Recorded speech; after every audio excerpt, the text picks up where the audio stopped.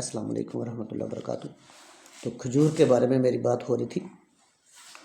तो जब हज़रत ईसा अलैहिस्सलाम की पैदाइश हुई तो ये कुरान में पूरा बाब है, 2-3 जगह पे है, तो वहाँ भी इसी का ज़िक्र है खजूर का। खजूर कमज़ोरी दूर करती है, पट्ठों को ताकत देती है, पूरे जिस्म को ताकत देती है, ठीक है।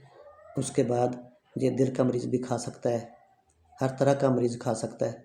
तो इसमें पोटाशियम की मिकदार काफ़ी ज़्यादा होती है, इसलिए इसको खाना चाहिए।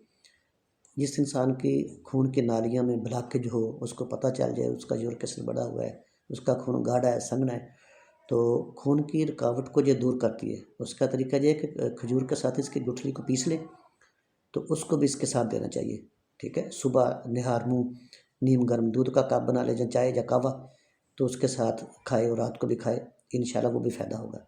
अल्लाह हाफ़िज़।